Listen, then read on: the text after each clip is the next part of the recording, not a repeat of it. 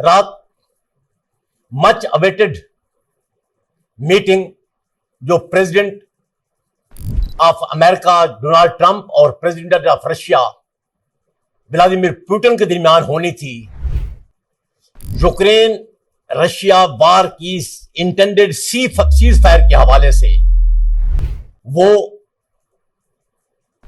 Alaska में हुई।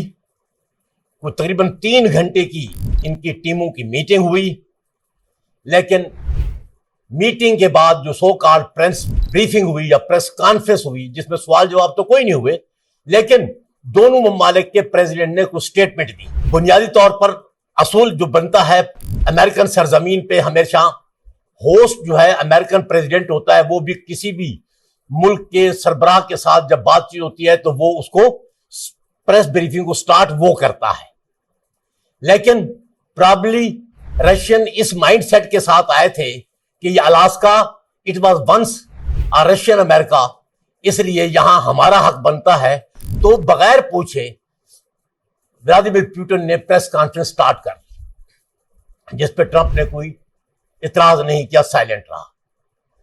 और व्लादिमीर पुतिन ने चंद बातें की बड़ी क्लियर। एक तो उसकी जो बातचीत थी, उसका जो बॉडी लैंग्वेज था, वो क्लियर लग रहा था कि he stands quite winner.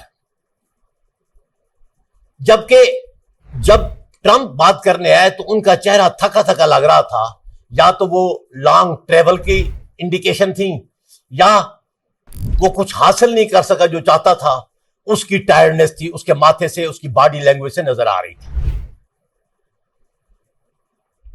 Russian president ने जो कहा, उसने कहा कि जी सीज फायर तब मुमकिन है जब जो रशिया यूक्रेन की वार की रूट काजेज हैं वो एड्रेस नहीं होती, उस वक्त तक सीज फायर मुमकिन नहीं है। दूसरे लफ्जों में उसका वो स्टैंड, वो पॉइंट जिस पे उसने यूक्रेन वार स्टार्ट की थी, वो क्लियर ऑब्जेक्टिव है आज भी उसका। वो क्या था? वो पहला पॉइंट ये था कि यूक्रेन और वेस्टर्न यूरोप के दरमियान कोई मिलिट्री अलायंस नहीं होगा, ये उसका हिस्सा नहीं बनेगा। नंबर 2, वेस्टर्न यूरोप और नेटो इसको कभी अपना ना मेंबर बनाएंगी, ना अपनी वार मशीनरी जो है वो यूक्रेन के एरिया में डिप्लॉय करेंगे इसके दिफा के लिए। तीसरा, इस 2022 में जो यूक्रेन पे उसने हमला किया था, उससे पहले ही उसने रशिया ने क्रीमिया पे भी कब्जा किया था। क्रीमिया एक ह्यूज टेरिटरी है जो कि यूक्रेनियन एथनिस के डिसेंडेंट वहां हैं, और यूक्रेन हमेशा क्लेम करता है कि ये मेरा एरिया है, लेकिन रशिया ने उसमें कब्जा कर लिया। और आज भी उसने यही, उसका इनडायरेक्ट यही था कि वो एरियाज जो है they are not to be question. जो अगले उसने बात की, उसने ये कहा कि हम डील कर सकते हैं, लेकिन वो डील जो है तब मुमकिन है जब रशियन के जो खतरात हैं, जो कंसर्न है, वो एड्रेस हो। अब ये वो चीजें थी जो इंडिकेट करती हैं कि रशिया टेबल पे बैठने से पहले जो ऑब्जेक्टिव लेके आया था, वो वही ऑब्जेक्टिव थे जो उसने यूक्रेन वार स्टार्ट करते हुए रखे थे, और आज भी उसी पे ही वो कर रहा है। दूसरे लफ्जों में उसने तो कुछ सरेंडर नहीं किया। इसलिए वो जॉन बोल्टन जो एक्स नेशनल सिक्योरिटी एडवाइजर रहा है अमेरिका का, उसके अल्फाज हैं कि Trump did not lose, however Putin stand clearly a winner. यह स्टेटमेंट उसने दी है कि दो अमेरिकन प्रेसिडेंट ने कोई साइन नहीं किया, कोई माने नहीं है, किसी चीज का ऐलान नहीं किया लूज करने का, इसलिए हम उसे लूजर तो नहीं कह सकते। लेकिन रशिया जिसके सीज फायर पे मिन्नतें की जा रही हैं, आज भी वो कुछ सरेंडर करने से इनकारी है, बल्कि अपने उसी ऑब्जेक्टिव्स के साथ खड़ा है।